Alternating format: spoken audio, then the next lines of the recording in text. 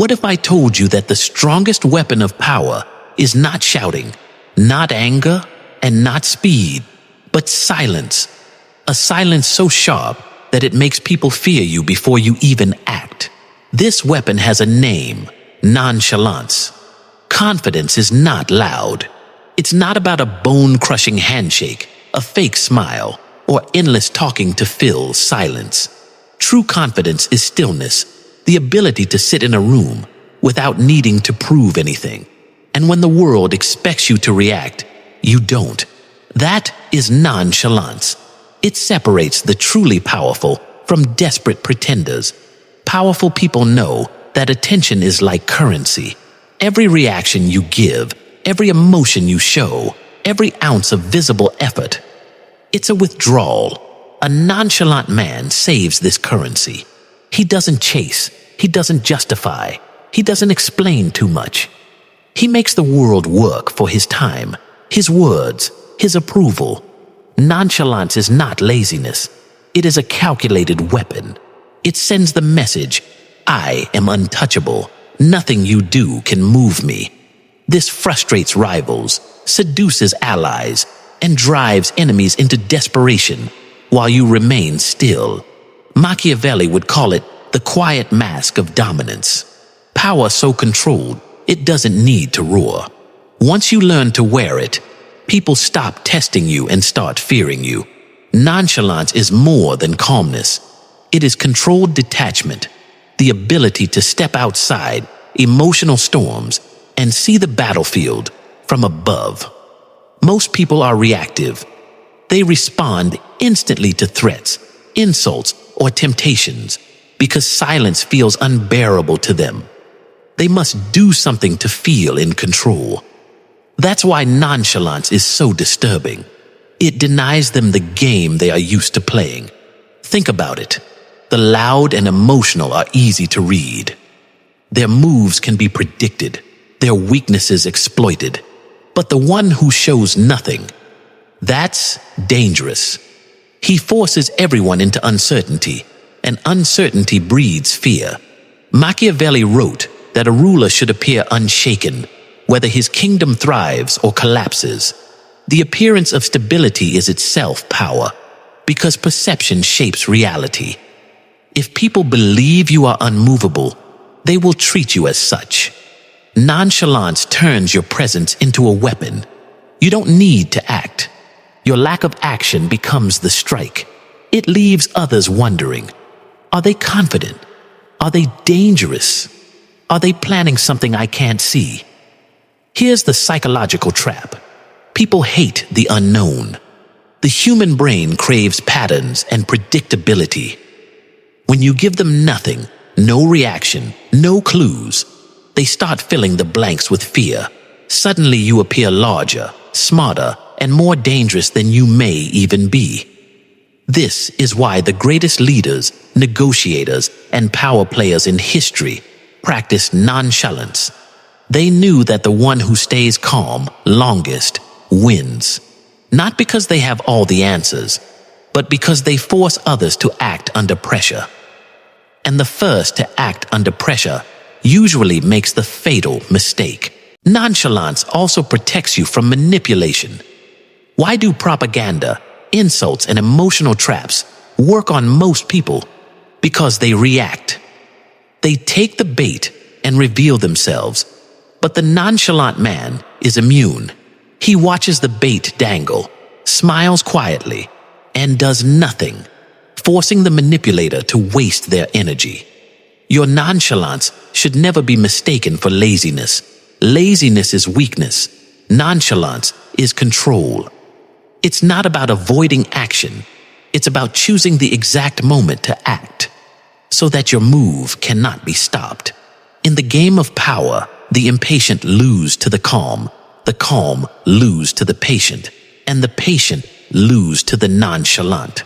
Nonchalance is patience elevated into an art form of psychological dominance. Look around you. In business, the one who doesn't rush into a deal often gets the best terms. In relationships, the one who can walk away without fear holds the upper hand. In politics, The leader who stays calm during crisis appears strongest, even if chaos is hidden behind the curtain. Nonchalance flips the dynamic. Instead of chasing approval, you make others seek yours. Instead of scrambling for position, you let others fight while you sit still. When people start working for your attention, your respect, or your acceptance, you control the pace of the game. You decide when the conversation happens, how it happens, and whether it happens at all. That is control. That is power. Nonchalance is not just a personal shield. It is a weapon that bends the psychology of others without a single word. To see its full power, you must step into the minds of those who face it. First, it creates uncertainty. Humans crave emotional feedback. When someone is angry, they want to see fear. When proud, they want admiration. When provoking, they want reaction. Nonchalance denies them this fuel. It leaves them in limbo, unsure if they succeeded or failed. This lack of confirmation drives them to overthink, and in overthinking, they make mistakes. Second, it creates respect, even from enemies. The brain links composure with competence. If you don't panic in crisis, you are seen as capable. If you don't defend yourself, you are seen as confident in your position. Nonchalance shows you are in control of your emotions and therefore in control of the situation. Whether or not it's true doesn't matter. Perception becomes reality. Third, it disorients manipulators. They need you to play your role. Get angry, explain, defend yourself. Your nonchalance breaks their script. They wait for your cue, and you refuse to give it. The longer you stay composed, the more their strategy unravels. They grow frustrated, reckless, and sloppy, exposing weaknesses for you to exploit. Fourth, it creates mystery. People are addicted to filling blanks. If you react loudly, they can categorize you. But if you remain calm, they must guess. Most guess wrong. They project power, intelligence, or hidden motives onto you, sometimes giving you more credit than you deserve. This mystique makes you harder to challenge. Finally, it turns pressure into leverage.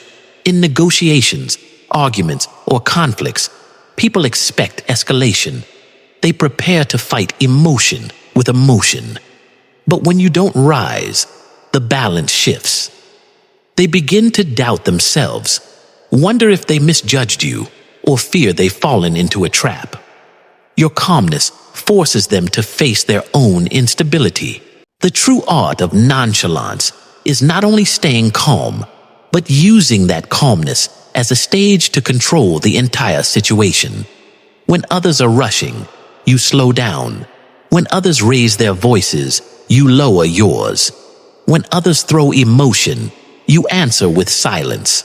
This reversal unsettles them. They expect chaos to breed chaos, but instead, they meet a wall of stillness. Think of a storm. Most people become the storm, shouting, running, losing control.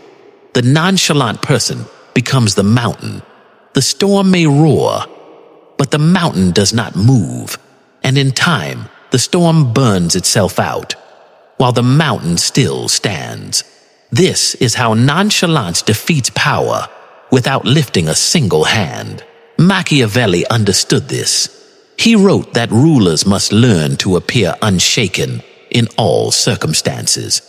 Because people do not follow truth, they follow appearance. If you look calm, they will believe you are in control. If you look desperate, they will believe you are weak, even if the truth is the opposite. The mistake most people make is believing that showing emotion will win sympathy, respect, or understanding. But emotion reveals weakness. Anger shows you can be provoked. Fear shows you can be dominated. Over-explaining shows you crave approval. Desperation shows you need the other more than they need you. Every visible emotion gives someone else a handle to pull. Nonchalance removes the handles. You become hard to grip. impossible to move. When others cannot read you, they cannot control you. When they cannot control you, they start fearing you. This is why negotiators, interrogators, and rulers have always studied silence. The one who breaks silence first often loses. Why? Because silence is uncomfortable. The weak feel the need to fill it, to explain, justify, apologize, or beg. The strong allow silence to stretch until the other side cracks. The longer you hold it, the more they reveal. They talk too much. They offer too much. They expose their own weakness while you sit quietly, giving nothing. In relationships, nonchalance works the same way. When you stop reacting to tests, drama, or manipulation, you break the cycle of control. Suddenly, the other person cannot predict you. They begin to question themselves. Why isn't he reacting? Why isn't he chasing? Why isn't he breaking? That uncertainty pulls them toward you, desperate for an answer. But nonchalance is not only for dealing with others, it is also a weapon against yourself. Every human has an inner enemy, their own impulses. Fear makes you run when you should stay. Anger makes you speak when silence would win. Desire makes you chase when patience would attract. Nonchalance disciplines your inner world. It says, I will not move until I choose to. My emotions will not command me. I command them. This inner control is what creates the outer image of unshakable strength. People can feel it. They may not know why, but they sense that you are different. While others are ruled by every shift of mood, you remain steady. And in a world drowning in noise, the one who remains calm becomes the loudest presence of all. Nonchalance also sharpens your strategy. When you don't react immediately, you buy time to think. You see the whole picture while others are blinded by rage or fear. You wait, and in waiting, you gather information. Then, when the moment is right, you strike, not emotionally, but surgically. Your move is colder, smarter, and far more devastating because it was chosen, not forced. This is the paradox. Nonchalance looks passive, but it is the foundation of decisive action. It looks like doing nothing, but it creates the conditions where your action cannot be stopped. The world underestimates you, thinking you are detached or uninterested. But in truth, you are calculating in silence, watching, preparing, while they waste their energy. The more you master nonchalance, the more others expose themselves to you.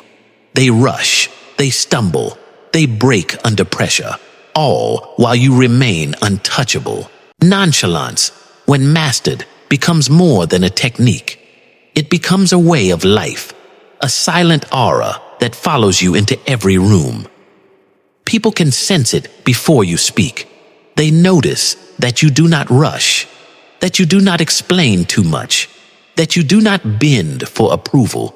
They notice that your energy remains the same, no matter who enters or leaves the room. And this unsettles them, because most people are slaves to approval, fear, and attention. But with every weapon, there is danger. Nonchalance, if pushed too far, can turn into coldness. If you detach too much, you may lose empathy. If you hold silence too long, you may lose connection. If you seem unshakable in every moment, some will see you as inhuman. This is why balance is key. A sword is powerful, but in careless hands, it can cut the one who wields it. The lesson is not to abandon emotion completely, but to master when and how to use it. A true warrior keeps his sword sheathed until the perfect moment. In the same way,